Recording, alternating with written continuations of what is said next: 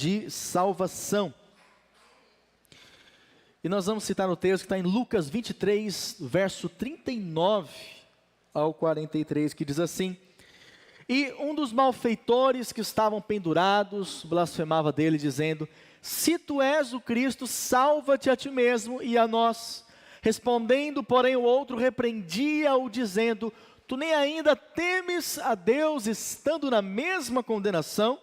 E nós, na verdade, com justiça, porque recebemos o que os nossos feitos mereciam, mas este nenhum mal fez. E disse a Jesus: Senhor, lembra-te de mim quando entrares no teu reino. E disse-lhe Jesus: Em verdade te digo que hoje estarás comigo no paraíso. Bem, vamos fechar nossos olhos, fazer uma oração. Pai, colocamos tua palavra nessa noite diante de ti. Que ela seja de fato luz para nós, que ela seja alimento para nós, que ela possa nos trazer revelação. Ó Deus, nós queremos a cada dia compreender, ó Pai, a respeito da salvação, porque sabemos que não somos salvos apenas eternamente, mas diariamente o Senhor nos salva. Por isso, dá-nos clareza, dá-nos plena revelação e discernimento. No nome de Jesus, ó Pai, nós repreendemos, ó Pai, anulamos todos os sofismas, fortalezas nas mentes. Declaramos que a tua palavra, ela de fato encontrará corações abertos. No nome de Jesus. Amém. Amém, querido. Esse episódio que nós lemos, esse texto, fala daquele momento que Jesus está na cruz, e ao lado de Jesus, há também dois homens crucificados. Então, Jesus está no meio desses dois homens, e é a última oportunidade, podemos dizer assim, último momento, que Jesus vai então, pode compartilhar algo. O nosso mestre está ali pregando o seu último sermão, o seu púlpito é uma cruz, mas o seu auditório não tinha multidões, tinham apenas duas pessoas, diga duas pessoas. E aí então nós vemos que aqueles ladrões que estavam ali crucificados, com certeza foram ladrões que rejeitaram o apelo de Deus na vida deles, muitas vezes. Todo homem, há circunstâncias, momentos da sua vida, que ele pode escolher Deus, que ele pode escolher buscar a Deus. Mas o que nós vemos é que esse é o último momento que esses dois homens têm a oportunidade de realmente receber algo da parte de Deus. Esses dois ladrões representam dois tipos de pessoas e dois tipos de atitudes que nós podemos ter em relação a Jesus. E a primeira lição aqui que nós aprendemos com o primeiro ladrão citado, é que mesmo diante dos problemas, há os que se recusam a crer no Senhor. Ou seja, na vida, há muitos que nós vamos conhecer, pessoas que mesmo diante de lutas, de problemas, elas vão permanecer com o coração fechado para o Senhor. Então esse primeiro ladrão, ele olha para Jesus, ele diz: se tu és o Filho de Deus, salva-te e salva-nos. Ou seja, ele fala de uma maneira para agredir o Senhor. Ele fala de uma maneira que expressa, sim, uma recusa ao Senhor. Provavelmente, esse ladrão já ouvido falar de Jesus, dos milagres de Jesus, aquilo que Jesus fez, aquilo que Jesus pregava, ensinava, mas é interessante que esse ladrão, ali naquele momento mais vulnerável da sua vida, ele continua com o coração fechado para o Senhor. Ou seja, há pessoas que mesmo diante dos problemas, se recusa a crer, se recusa a se render ao Senhor. Então, o que ele estava dizendo era o seguinte: se o Senhor descer da cruz, aí então eu vou acreditar. Por quê? É aquele perfil de pessoa que não acredita de jeito nenhum. Não se abre para acreditar. Então, há algumas atitudes que nós precisamos aprender com esse primeiro ladrão. A primeira atitude é que ele deixou de ser abençoado por causa do orgulho. Diga, o orgulhoso não é abençoado. Então, podemos ver a que ponto chega a postura desse homem orgulhoso. Então, ele sabendo que Jesus estava sendo pregado na cruz, não merecia Jesus passar por aquilo. Sabemos que Jesus morreu na cruz por amor a nós, amém, querido? Amém. Mas mesmo nesse momento vulnerável, ele não teve humildade para realmente acreditar no Senhor, para realmente crer no Senhor, mas ele continuou com um coração orgulhoso. Ele preferiu morrer sem a salvação do que pedir ajuda ao Senhor. Uma das coisas mais humilhantes para um ser humano é pedir. Eu sei que há pessoas que elas se acostumam a pedir, não é verdade? Então tem gente que é um espírito de mendicância, né? Então, para ela pede tudo mesmo. Mas uma pessoa normal, a maioria das pessoas, não gosta de ficar pedindo para os outros. É ou não é verdade? Eu te considero uma pessoa normal. Eu acredito que você não gosta de ficar pedindo para os outros as coisas. É ou não é verdade? Amém? Não é legal. Nós gostamos de ter as nossas próprias coisas. Não é verdade? Então, por exemplo, você não gosta de pedir dinheiro emprestado para os outros. Alguém aqui gosta? Não, ninguém gosta. Ninguém gosta. Por quê? Porque nós sabemos que é algo humilhante. Não é fácil pedir.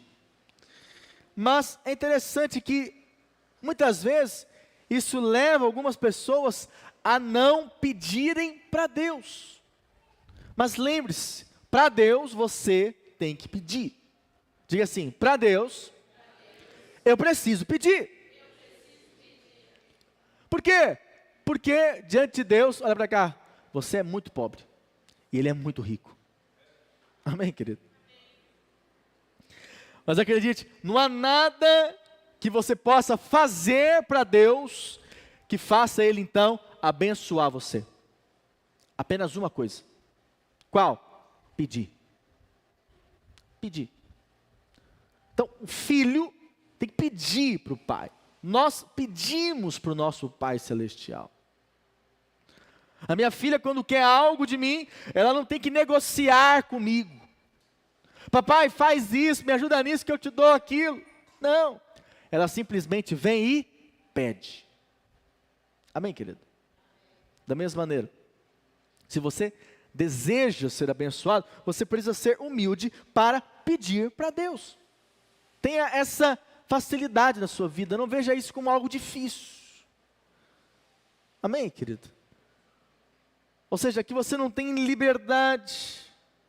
Ah não, pastor, eu não peço nada para Deus, eu só agradeço. Tem que agradecer também, mas pedir é bíblico. Pedir e dar-se-vos-á. Ou seja, eu preciso expor para Deus aquilo que eu quero. Aquilo que eu estou precisando. Isso fala o quê? De humildade diante de Deus. Eu estou reconhecendo, eu preciso dEle. Eu preciso que Ele me abençoe. Quando eu não peço, eu não tenho humildade para pedir para Deus, é como se eu falasse, eu não preciso de Deus. É como se eu falasse, eu não necessito que Deus intervenha na minha vida, como esse ladrão fez. Isso se chama o quê? Orgulho. Diga orgulho. Sabe por que orgulho? Porque não há ninguém nesse mundo que não tenha nada para pedir para Deus. Então, se eu te perguntasse agora, o que você gostaria que nós orássemos por você? Ah, o que você gostaria que nós orássemos? Tem que ter. Porque o humilde reconhece que precisa de Deus. É interessante que a palavra diz que Deus resiste ao soberbo, né? Mas Deus dá graça ao humilde. Quantos tem humildes aqui? Quantos são humildes? Precisamos ser humildes diante do Senhor. Não podemos ser orgulhosos. Muitas pessoas deixam de desfrutar das bênçãos de Deus por causa do orgulho. Não acha que é necessário pedir para Deus. Não acha que precisa de Deus. Sim, carecemos do Senhor. Diga para o seu irmão ao lado: você precisa de Deus. Diga para outro: você precisa mais do que você imagina. Amém, querido? Nossa vida é um sopro, querido. Nós carecemos do Senhor, por isso temos que ter um coração humilde diante de Deus. Não se orgulhe, não se orgulhe. A nossa vida está nas mãos do Senhor. Segundo, ele deixou de ser abençoado porque ele duvidou. Então, aquele ladrão não cria de fato que Jesus era Salvador e o Filho de Deus. Então, a palavra dele é uma forma de desdém. Ele diz: salva-te a ti mesmo e a nós. Ele estava muito próximo de Jesus. Os últimos momentos da sua vida, ele poderia ter sido salvo, mas ele não creu. Ele continuou duvidando de que de fato Jesus era o Filho de Deus. Se ele tivesse um pouquinho de fé, esse camarada iria para o céu.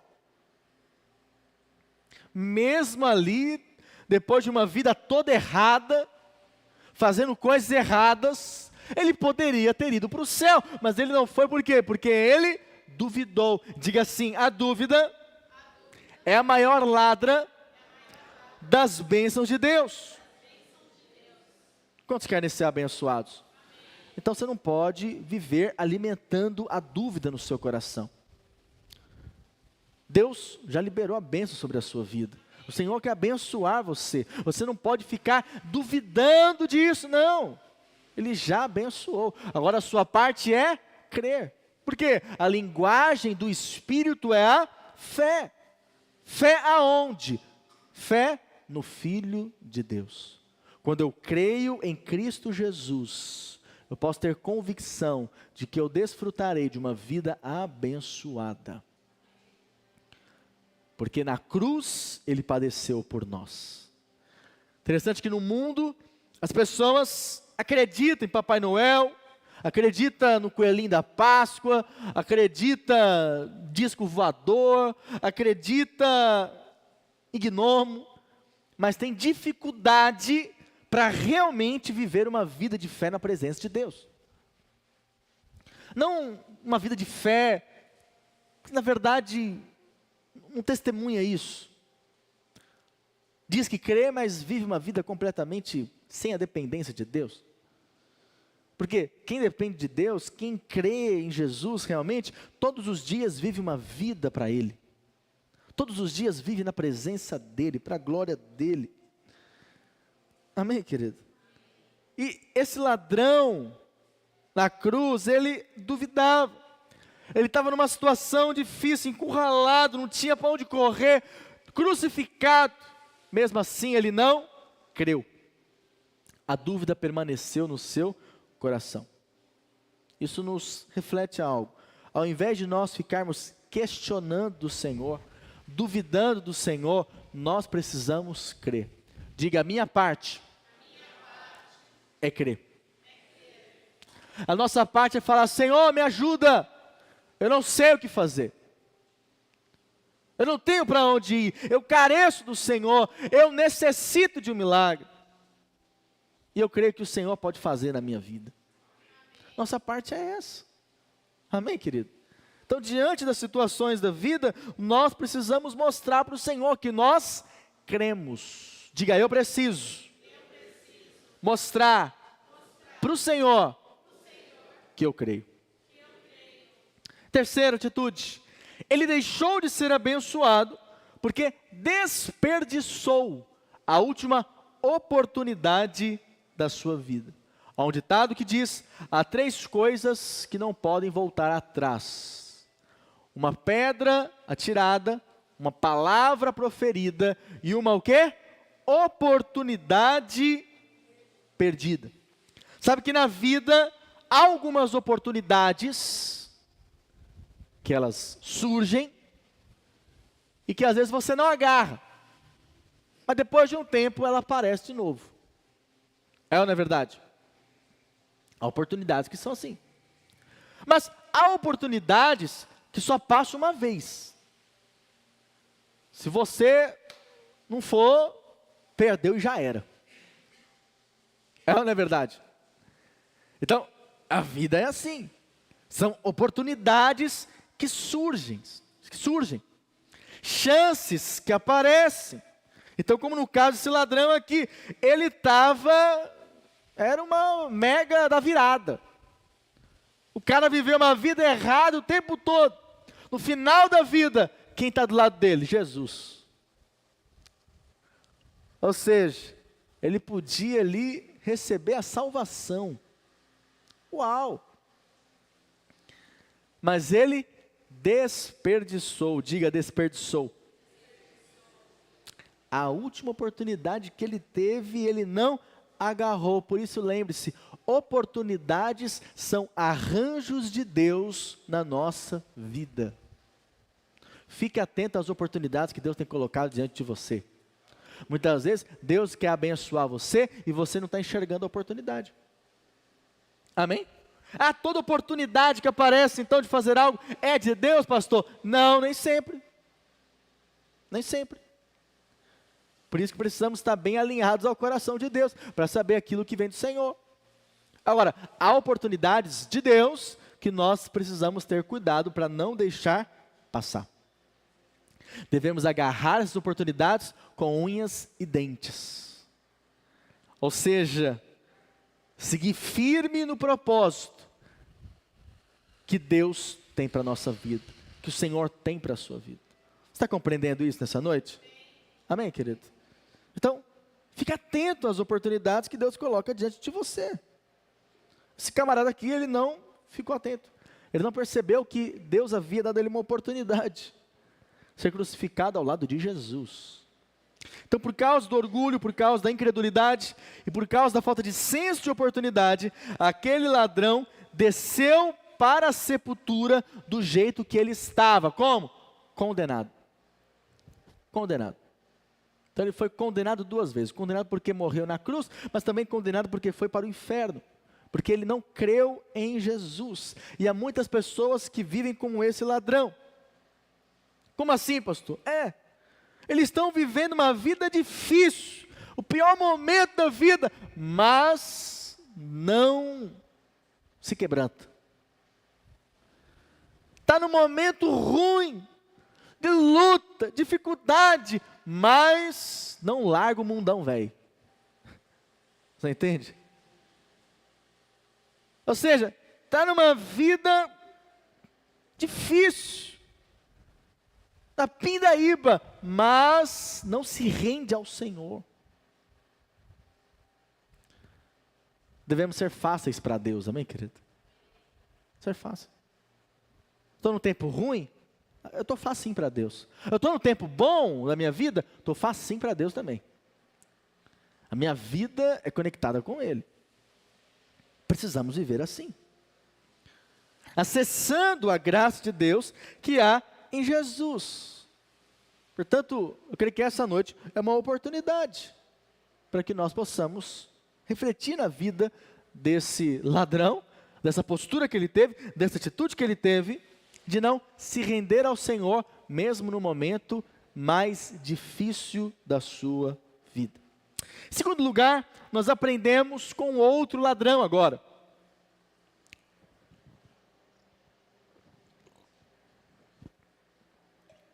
O outro ladrão, que estava ao lado de Jesus, podemos aprender que quem se volta para o Senhor no dia da adversidade, encontra o quê? O quê, irmãos? Encontra salvação. Ou seja, o outro estava condenado da mesma maneira. Mas ele olha para o lado e vê Jesus na cruz. Ele gostaria de sair daquela situação, mas a sua oração não é somente para ser livrado da cruz. Ele entendeu que havia um problema maior. Ele era um pecador. E se ele morresse sem a salvação, ele iria para o inferno. Porque ele sabia que o seu castigo era merecido. Ele tinha uma consciência de erro e de pecado. E qual foi a atitude diferente dele? Vamos ler. Primeiro, ele reconheceu a sua verdadeira situação. Ele percebeu que em seu coração estava uma natureza pecaminosa. Uma natureza de pecado. E por isso nada poderia livrá-lo daquela situação angustiante da cruz e da consequência de uma vida no inferno, da segunda morte. Por isso ele repreende o outro ladrão e ele diz: este não fez mal nenhum, nós com justiça padecemos, porque nós fizemos mal. Então, tem gente que permanece duro, coração duro, até não poder mais. Então tem gente que o casamento está um desastre, mas não muda nada. Não se rende ao Senhor. Tem gente que está ali uma vida financeira terrível, mas ele não ergue a mão para Deus. Ele continua com o coração endurecido. Por quê? Porque ele não quer dar o braço a torcer. Ele não quer ser humilde na presença de Deus. Mas é interessante que esse ladrão não. Ele reconheceu que viveu uma vida ruim. Fez coisas erradas. E agora ele estava vivendo consequência de uma vida errada. Mas nesse momento final da vida dele, ele reconhece que errou. Ele reconhece que precisava de Jesus. Ele reconhece que precisava de salvação. O que mais? Segundo lugar, ele não culpou ninguém pela sua situação. Interessante que o segundo ladrão, ele percebe sua situação. Ele não joga a culpa nos outros. Ele simplesmente reconhece que viveu uma vida de pecado, uma vida fora da vontade de Deus, vivendo algo completamente equivocado e errado. Quantas pessoas que não experimentam mudanças profundas, porque estão sempre querendo se justificar. Olha para cá, isso é interessante, querido.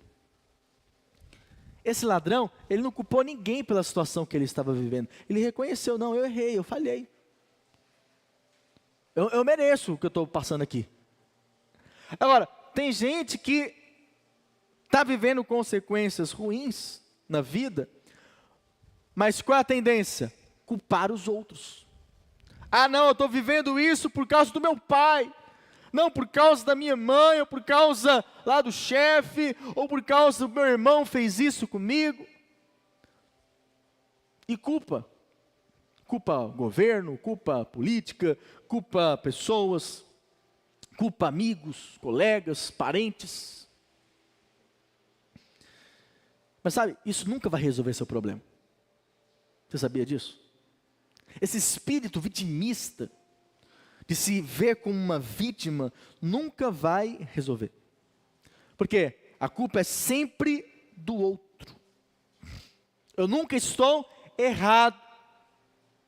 Eu sempre estou certo. Cuidado com isso, porque isso demonstra orgulho. E lembre-se, Deus dá graça àquele que é humilde. Eu não sei você, mas todos os dias da minha vida eu quero ter um coração humilde na presença de Deus. Porque eu sei que se eu não tiver um coração humilde na presença de Deus, quem vai me resistir não é o diabo não, é o próprio Deus. Isso é algo muito sério. Uma coisa é quando o homem te resiste, alguém te resiste. Outra coisa é quando o diabo te resiste. Você está lá se esforçando, colocando diante de Deus, orando, jejuando, e o diabo está resistindo, mas você crê nas bênçãos de Deus. Agora, o problema maior é quando você vê que quem está resistindo você é o próprio Deus. Como é que você vai ser abençoado? Não tem como. Se o próprio Deus te resiste, mas Deus resiste quando nós somos orgulhosos. Então o que o Senhor quer saber é se há disposição em nós de vivermos uma vida aonde nós reconhecemos que muitas vezes estamos colhendo algo que nós mesmos fizemos. Não culpamos ninguém por aquilo que nós vivemos. Por isso, diga para o Senhor, diga assim, diga, o que eu mereço é ser condenado como aquele ladrão. Mas por causa de Cristo, eu vou receber o meu milagre. Amém? Terceira atitude que ele teve foi que ele clamou por ajuda. Há muita gente que sofre terrivelmente, mas não clama, não pede ajuda, que é um sinal também de humildade. Em alguns momentos temos que parar, reconhecer a nossa situação e pedir ajuda. E clamar pelo Senhor. E dizer, eu não tenho força para sair dessa sozinho. Ou às vezes entender que Deus coloca pessoas na nossa vida que vão ser um instrumento de Deus. Porque lembre-se, quando o diabo quer acabar com você, ele envia alguém.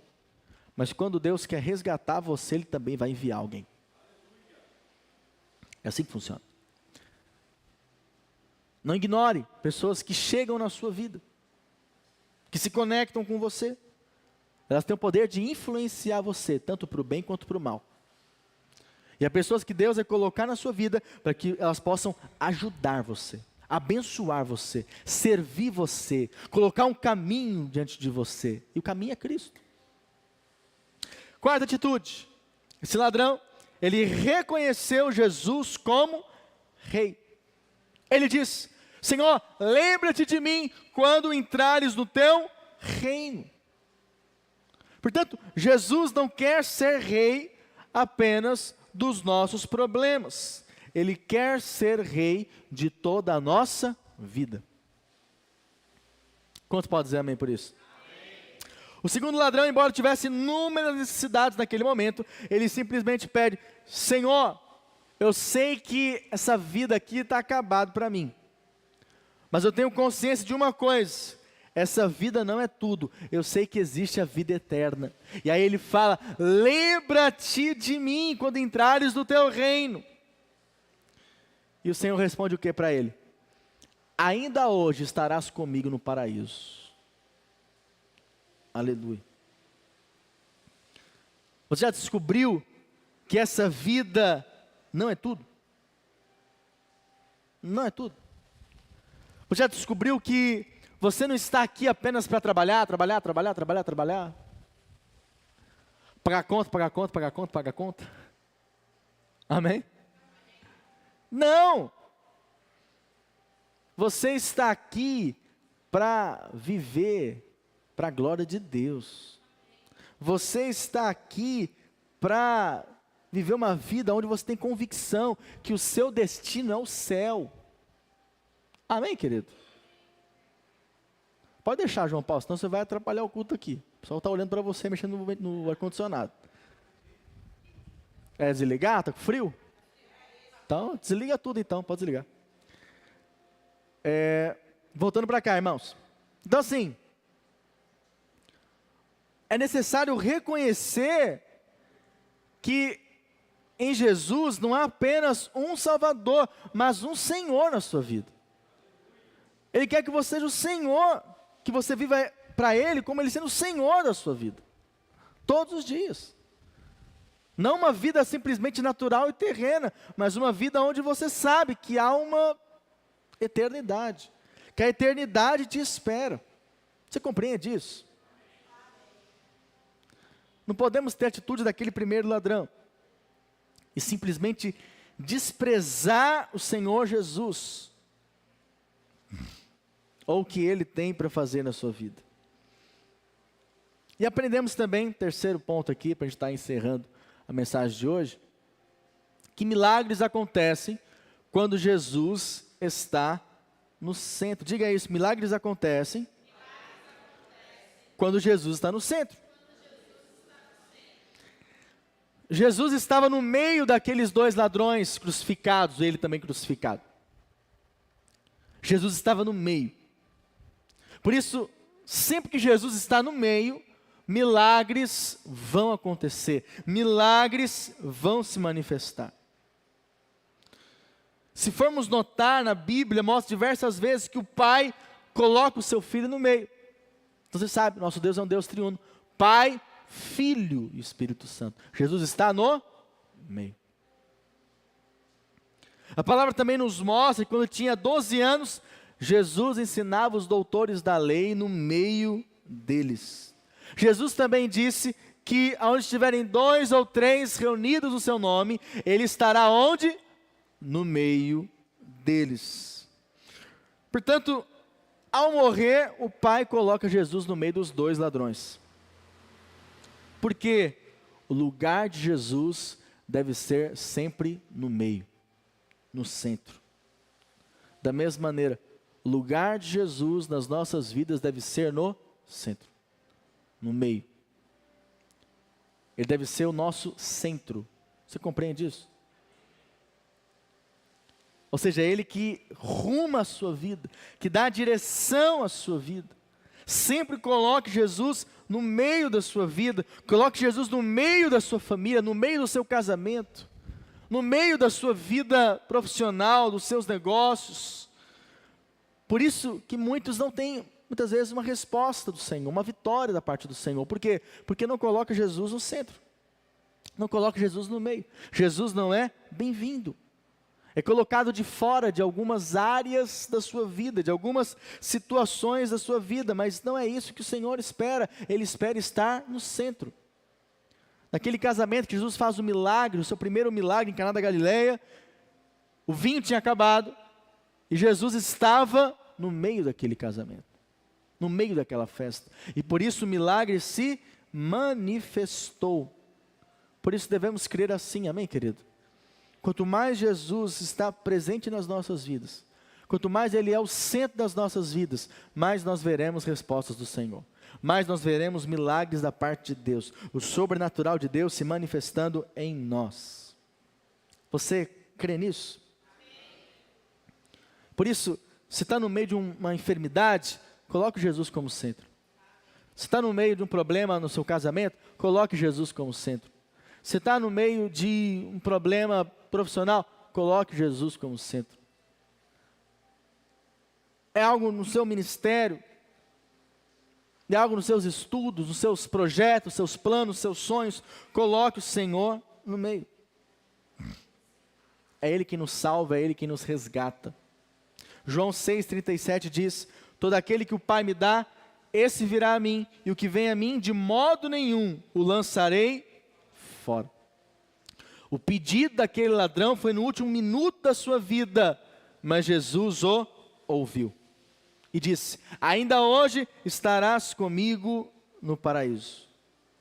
Da mesma maneira, querido, eu creio que todos nós podemos dizer sim e não para o Senhor em diversos momentos, mas eu quero te convidar nessa noite para que você diga sim para o Senhor, sim para aquilo que Deus tem para fazer na sua vida, para que Ele seja o centro da sua vida.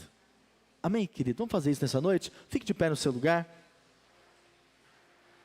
Nós falamos hoje sobre aqueles que rejeitam o Senhor, mesmo no momento difícil, e daqueles que se abrem para o Senhor, mesmo no momento difícil. A decisão, a escolha é pessoal, é nossa. Por isso eu quero que você ore ao Senhor nesse momento. Feche seus olhos. Há situações da sua vida, há áreas da sua vida que você não tem colocado o Senhor no centro da sua vida, no centro da sua história. Quero que você fale com Ele nessa noite. Fala para o Senhor. Fala, Senhor, eu quero que Tu seja o centro da minha vida. Ou eu quero entregar completamente o controle da minha vida nas Tuas mãos. Fala para Ele, Senhor, eu quero depender de Ti dia após dia. Viver na Tua presença, viver para a Tua glória. Viver diante do Senhor.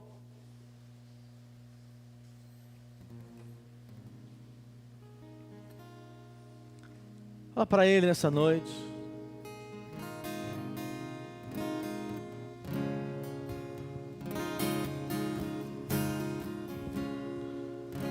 Fala para Jesus, fala, Senhor, eu quero que Tu seja o centro da minha vida. Oh, eu quero que o Senhor seja a prioridade da minha vida. Oh, eu coloco meus problemas diante de Ti, Senhor. As minhas aflições, as minhas dificuldades.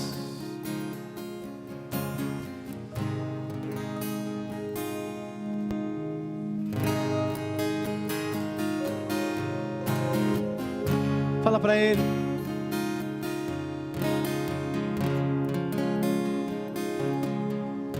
Fala para Ele nessa noite. Oh, entregue o teu caminho ao Senhor, confia nele, a palavra diz, e o mais Ele fará. Oh, nós cremos, Senhor, nós cremos e nos rendemos aos teus pés. Nós cremos e nos rendemos a Ti, Abba. Oh, Abba, Pai. Nos rendemos a Ti, Senhor. Oh, eu gostaria que você orasse ao Senhor dessa maneira nessa noite. E falasse para Ele, Senhor, eu me rendo aos Teus pés. Eu me rendo à Tua presença, Senhor. Eu me rendo à Tua presença porque eu careço do Teu agir na minha vida. Oh, eu necessito da mão do Senhor sobre mim, da bênção do Senhor sobre mim, do favor imerecido. Diga isso para Ele nessa noite, querido. Não importa aquilo que você tem passado, não importa aquilo que você viveu no seu passado. O Senhor espera de você é que você fale para Ele, que você crê nele, e que você entregue o teu caminho, a sua vida nas mãos dele. É isso que o Senhor nos convida nessa noite. Por isso entrega a Ele o teu coração nessa hora, entrega a Ele o teu futuro, os teus planos.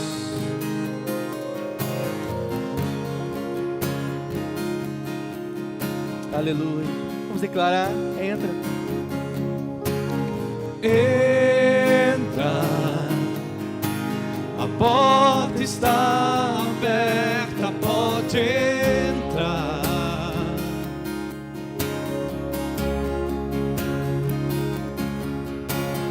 Entra. Tu és bem-vindo. Este é o teu.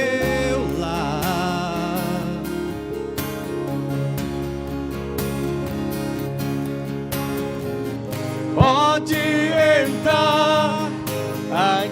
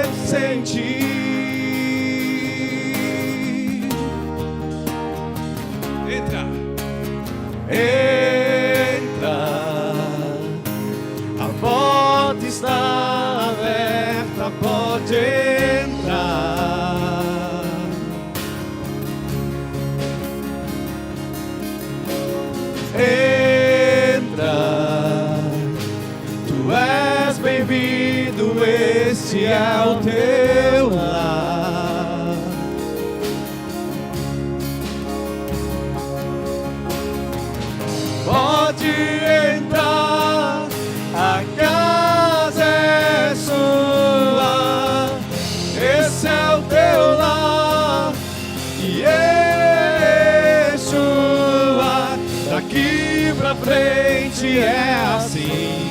Eu não quero mais viver sem ti.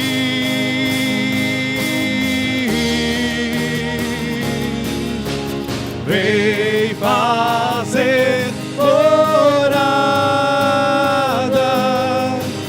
sou a sua casa, pode entrar. Eu sou a sua habitação, eu sou o seu lar.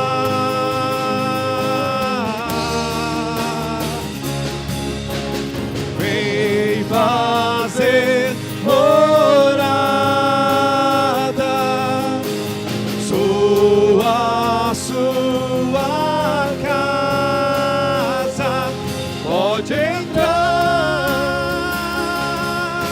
Eu sou a sua habitação, eu sou o seu lar.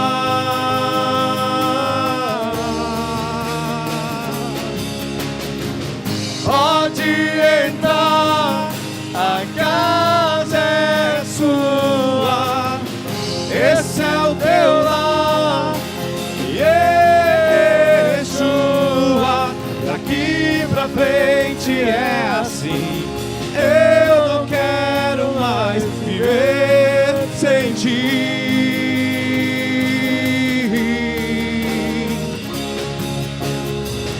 Pode entrar, a casa é sua, esse é o teu lar. Yeshua, daqui pra frente é assim. Eu não quero mais viver sem ti.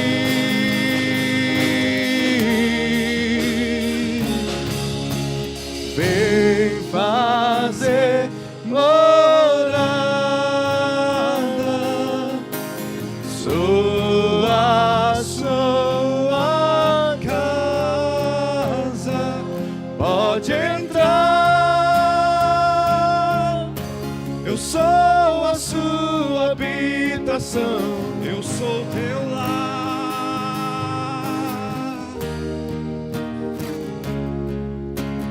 Vem fazer morada, sou a sua casa, pode entrar. Eu sou a sua habitação, eu sou seu lar.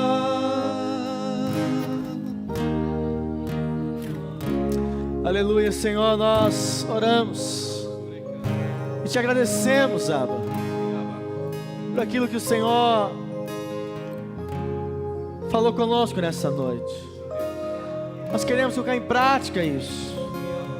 Nós queremos demonstrar, ó Deus, que nós dependemos de Ti a cada dia, que somos humildes na Tua presença, que temos um coração aberto para Te ouvir e dependentes de Ti, ó Deus.